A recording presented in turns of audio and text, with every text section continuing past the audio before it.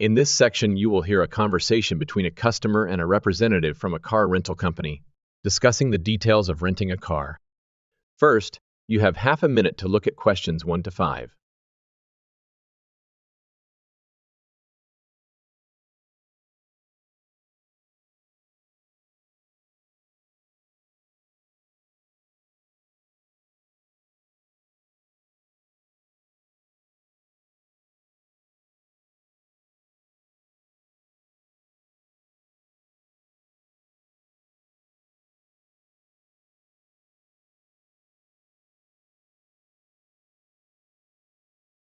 Now listen and answer questions 1 to 5. Good morning. I'm looking to rent a car for my upcoming trip to Auckland. I'm coming from Nelson and will be in Auckland for 12 days. Okay, let me get that booked for you. First, can I get your name? Yes, my name is William Waddell. That's Waddell. Great, thanks. Can I also get your address and phone number? Sure, I live at 10 Robyn Place in Nelson, and my home phone number is 07263 8666. Wonderful. And do you have a credit card you'd like to use for the rental? Yes, I'd like to pay with my Visa card. The number is 4550 1392 8300 93221, and it expires next July. All right, got it. Now, how long did you need the car for? Actually, I only need it for 10 days, from the 2nd to the 11th of next month. Okay, I've got all the details. I'll go ahead and book a car for your 10-day rental starting on the 2nd. Is there anything else I can help you with? No, that should be everything. Thank you for your help. You're welcome. I've got your reservation all set up. Enjoy your trip to Auckland. Before listening to the rest of the conversation, you have half a minute to look at questions 6 to 10.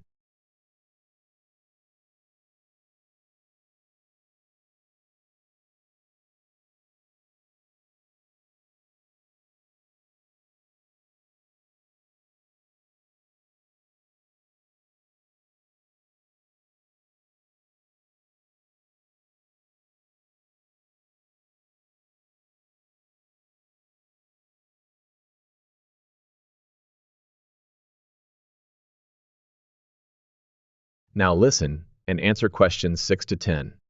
I'm interested in renting a car for my upcoming trip to Auckland. Do you have any options that are reasonably priced?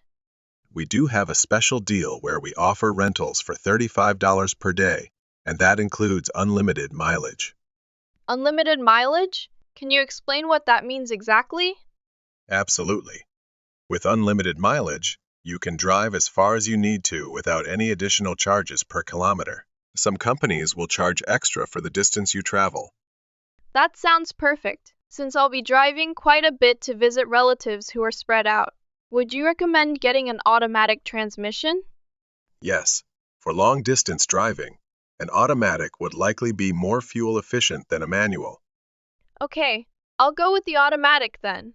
What else do I need to know about renting the car? Great. Let's book you an automatic car for 10 days from the 2nd to the 11th. The only thing you'll need to bring when you pick it up is your driver's license. Wonderful, that's all I need to know. Thank you so much for your help. You're very welcome. Let me know if there's anything else I can assist with as you plan your trip. That's the end of part 1. You have half a minute to check your answers.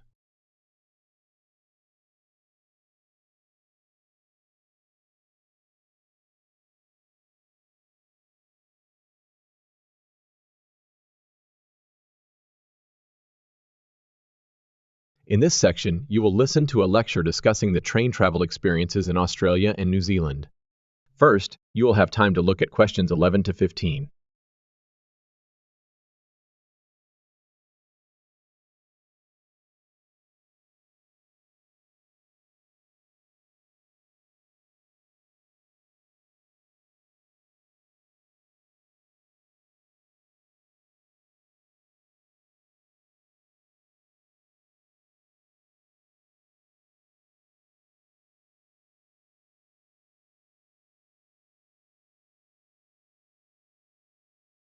Now listen carefully and answer questions 11 to 15.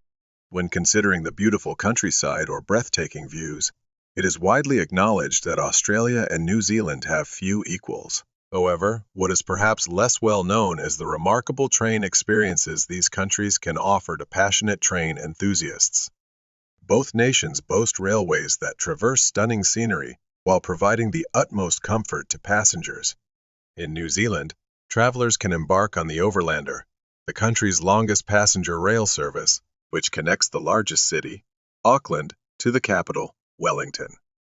This remarkable 681-kilometer journey takes passengers through the lush farmland of the Waikato region and onto a captivating volcanic plateau surrounded by native bush. On a clear day, travelers can catch a glimpse of three of New Zealand's most famous volcanoes, Mount Ruapehu, Ngauruho, and Tongariro. The Overlander journey can be completed in 11 hours, but for those seeking a more in-depth exploration, the trip can be extended over 3 or 4 days. This allows travelers to visit the renowned Waitomo Caves, relax in the mud pools of Rotorua, or even experience the thrill of skydiving over Lake Taupo. Moving on to the South Island, travelers can embark on the Transalpine, a 223-kilometer journey that takes them from the South Pacific Ocean to the Tasman Sea, climbing through the Southern Alps. This route is particularly impressive, as the train passes through 16 tunnels before descending to Greymouth at the end of the line. Although a relatively short trip, lasting only 5 hours, the Transalpine has been recognized as the 6th most scenic rail route in the world. For those not as enthusiastic about mountainous terrain, the South Island offers an alternate option, the coastal train. With the sea on one side and the mountains on the other, this journey showcases some of the most breathtaking scenery New Zealand has to offer. Also taking approximately 5 hours, one of the highlights of this journey is the opportunity to spot whales. While the sighting of these majestic creatures is a rare and rewarding experience, there are more common wildlife encounters, such as penguins and seals, that are equally enjoyable. Before you hear the rest of the discussion, you have half a minute to look at questions 15 to 20.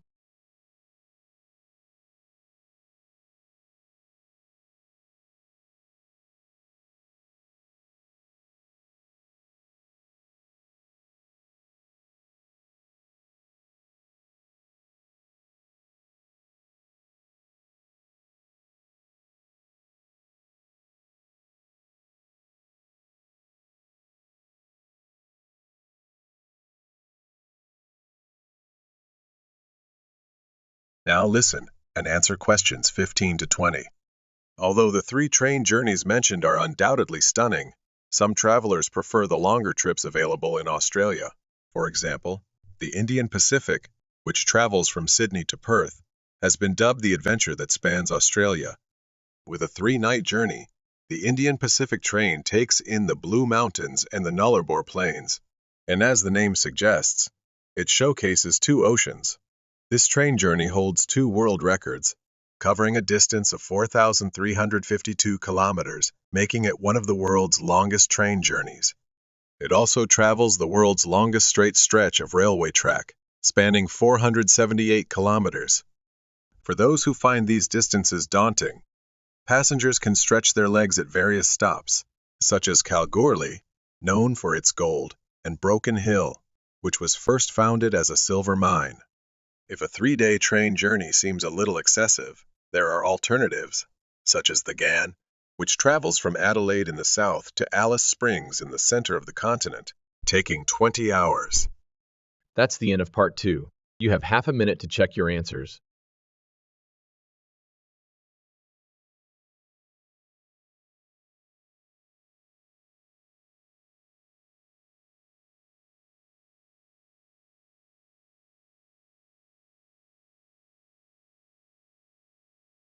In this section, you will hear a conversation between a person and their friend discussing a project. First, you have half a minute to look at questions 21 to 25.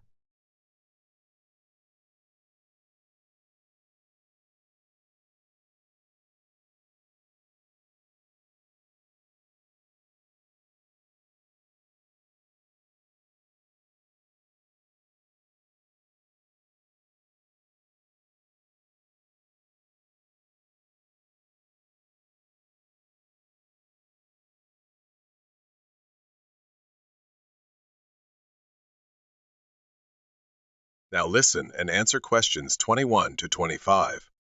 Hey, how's your project coming along? Oh, not very well.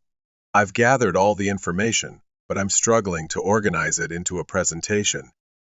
I see. You better hurry. You only have one more week, right? Yes, that's true. I'm just finding it a bit challenging. Well, why don't you try running your presentation by me?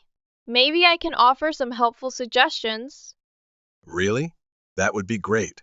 Okay, well, I've chosen to focus my project on solar power, specifically on domestic water heating. I've got some interesting facts to share. Sounds good. Go ahead and start your presentation from the beginning. All right, here we go. There are many reasons why we need to explore alternative energy sources. As most people know, fossil fuels and other non-renewable resources are finite. Luckily, there are a number of renewable energy options available that can meet a significant portion of our household energy needs. In this presentation, I'll be focusing on solar power and its application as a domestic water heater. That's a great topic. Please continue. Well, solar power is an ideal renewable energy source. The amount of the sun's energy that reaches the Earth every minute actually exceeds the energy consumed by the global population in a year, and solar power systems can harness this energy without requiring complex moving parts. Once collected and stored, solar energy can be used for various purposes, including domestic water heating. Interesting. How effective is solar power for water heating? That's a good question. There are a few factors that influence the efficiency of solar water heating. The most obvious is the amount of sunlight, which varies by season, time of day, and climate. Even in a place like the UK, which has a reputation for limited sunshine, solar power can still provide a significant portion of household water heating needs, especially during the summer months. I see. Can you elaborate on the seasonal variations? Absolutely. During the peak summer months of June and July, a properly sized solar panel and water storage system can potentially meet all of a household's hot water requirements. This figure drops dramatically in the winter, with December being the least productive, able to supply less than 5% of the average household's hot water needs. At that point, solar power would need to be supplemented with a more traditional heating system. But from January onwards, the effectiveness of solar water heating increases at a rate of about 20% per month, although this rise starts to decelerate to around 18% by May. Wow, that's really interesting. It sounds like solar water heating can be a viable option, especially during the warmer months. Thanks for sharing all the details. You're welcome. I'm glad I could provide a thorough overview of the topic. Let me know if you have any other questions as I continue working on this presentation. Before listening to the rest of the conversation, you have half a minute to look at questions 26 to 30.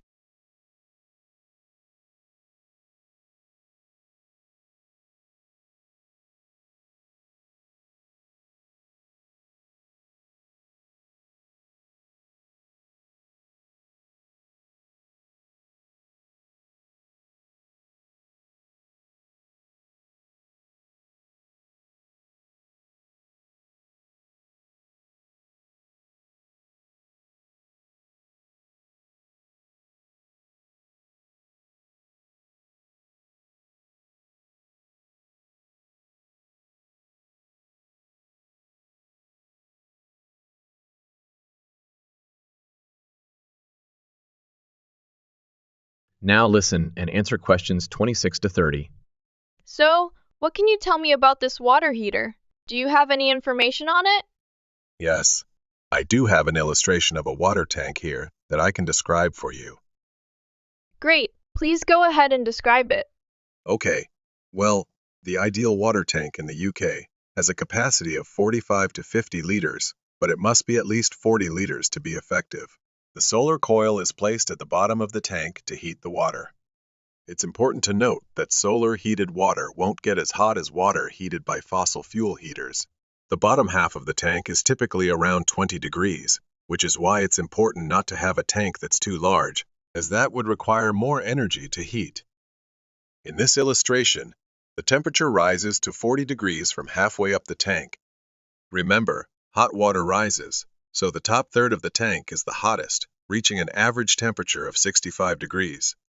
And what's the second layer around the tank? That's the insulation layer.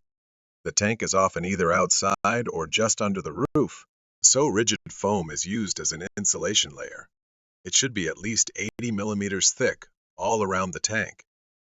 That sounds like a good presentation. All you need to do now is prepare some short notes and a larger illustration so you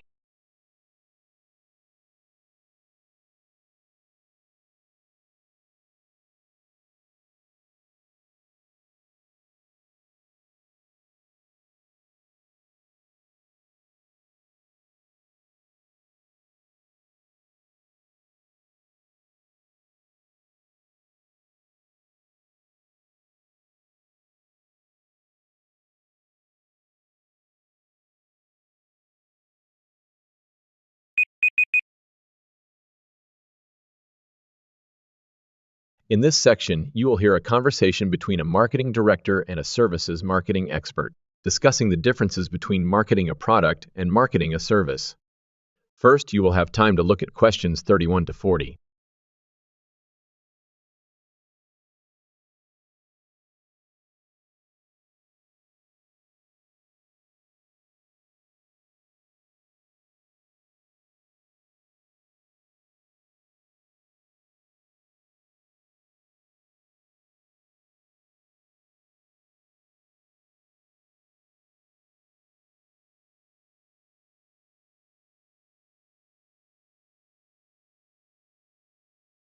Now listen carefully and answer questions 31 to 40. Continuing our theme of business marketing, I have with me today Mr. Brian Kinsella, who is here to talk about the differences between marketing a product and marketing a service. Good morning. Now, I understand that many of you here today are interested in a career in services marketing. Well, I've been the marketing director for Oceania Travel for nearly 11 years, so I feel that I can present what I consider to be the most important aspects of marketing a service. However, before I begin, I want to clarify what I mean by services marketing. This not only means aspects like holiday destinations, but also professional services such as legal advice. In short, anyone that sells a service. Actually, a lot of the traditional services such as lawyers, accountants, etc., have not felt too comfortable marketing their services. It's almost perceived in industries such as these that the need to market indicates a weakness in the services provided. However, more and more such industries are realizing the importance of marketing to sustain their customer numbers, especially when their competitors are marketing themselves. Now, the main difference between marketing a product and a service is that the customers cannot understand exactly what the service will be. They can see a product and can comprehend exactly what the product will do for them. A service is more intangible by that I mean whatever each customer gains from the service is often very personal. For example, with a travel agency, clients choose to travel abroad for a multitude of motives. Some people travel overseas for the experience and really want to get to know the culture of the local people. Others wish to escape from reality, totally relax in sophisticated comfort, and be waited on hand and foot. Obviously, our clients will not be judging what we offer by the same standards, and travel agents, like other such service industries, have an extremely difficult job in satisfying a range of customers from diverse backgrounds with different expectations. Our company has overcome this dilemma in a number of ways. First of all, our travel consultants are given extensive training in customer service and buyer behavior. Our aim is not just to be a profit-making organization, but also to meet and exceed the expectations or dreams of our clients. Our mission statement, in fact, is primarily to offer a service which is above and beyond the hopes of our clients.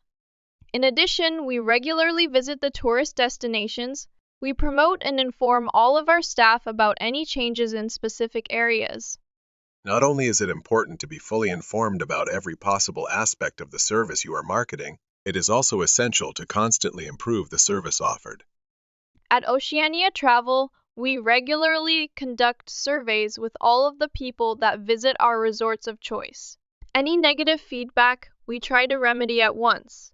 Our clients are met by a company representative during their stay, and we have a set procedure for dealing with any complaints. Our clients are not expected to have to approach the hotel reception, as we have a 24-hour contact service direct to our representatives, and this representative should always welcome any customer problems or questions. In the event of a complaint, the representative will then try to remedy the complaint with the hotel. If the problem cannot be rectified by the hotel manager, our representative is authorized to remedy the situation him or herself. For situations beyond the representative's authority, our complaints department is contacted. The complaints department guarantees a solution within the day. If the customer is still not satisfied, they are welcome to approach our head office on their return.